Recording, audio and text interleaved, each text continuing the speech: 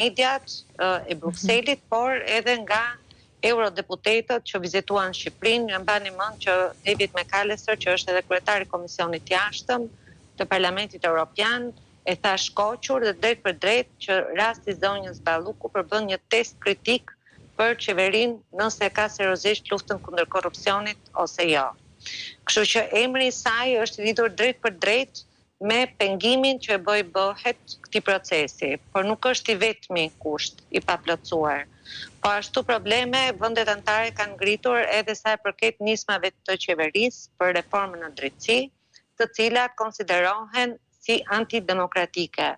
Por po ashtu probleme ka edhe në lidhje me rezultatet për luftën kundër drogës. Ju e dini që prej 2 vitesh për shembull në portin e Durrësit nuk kapet më asnjë kilogram drogë. Ka dhe duhet të japi Shqipëria të dhëna të besueshme dhe të qëndrueshme që e ka seriozisht të luftë edhe me dënimet e krerëve të organizatave kriminale, por edhe me sekuestrimin dhe konfiskimin e pasurive të krimit. Por këto nuk duhet të jenë thjesht një statistikë e thatë, një këtu dhe një aty, por duhet të tregojnë që kjo është një luftë serioze, po bëhet një përpjekje serioze dhe të dhënat konkrete që ajo duhet të japë përpara Brukselit duhet të jenë të besueshme. Këto janë disa nga kritikat kryesore që janë bërë nga vendet anëtare gjatë mbledhjes që është bërë në Bruksel dhe duket që ka një mospërputhje me atë që pretendon qeveria shqiptare se përparimi që ajo ka bërë është i mjaftueshëm. Dihet që vendimin e marrin vendet anëtare, nuk e merr Shqipëria, pra nëse ajo do të bëjë hapa përpara apo jo.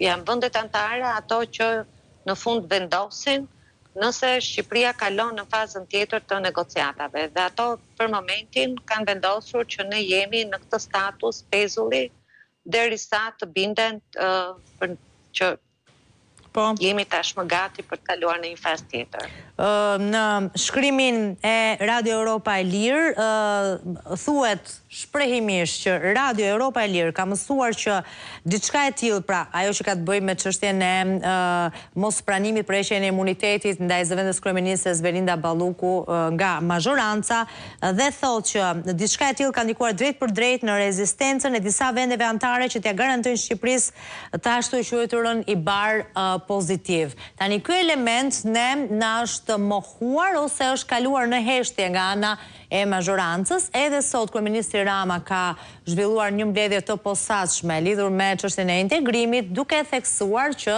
qeveria po i bën, ky ishte mesazhi qendror, po i bën gjitha përpjekjet për të integruar në Bashkimin Evropian. Si qëndron njëra dhe si rrëzohet tjetra, nëse është kështu? Fakti është ai që unë sapo thash, pra që ne jemi në një status pezulli.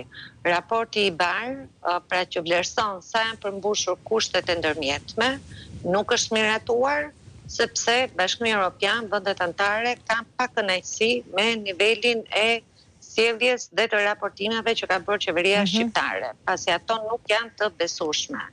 Ndërkohë, kryeministri Rama sot ka bijuar me të tjera çështje që përmban procesi antarësimit, në një farë mënyrë edhe duke sfiduar vetë Bashkimin Evropian, por edhe duke thënë që ne do vazhdojmë të përmbushim ato kushtet tona. Sot përsëri përmendi AKU-n dhe çështjen e sigurisë ushqimore, ndërkohë që Shqipëria ka probleme shumë më serioze, edhe këto janë shumë serioze dhe për qytetarët shqiptar padyshim, por problemet me të cilat përballet aktualisht janë të natyrës politike, dhe ato janë bërë sot pengesa kryesore për të ecur përpara. Pra ti thua nuk mund të kalohet ndjes. Po ja, do të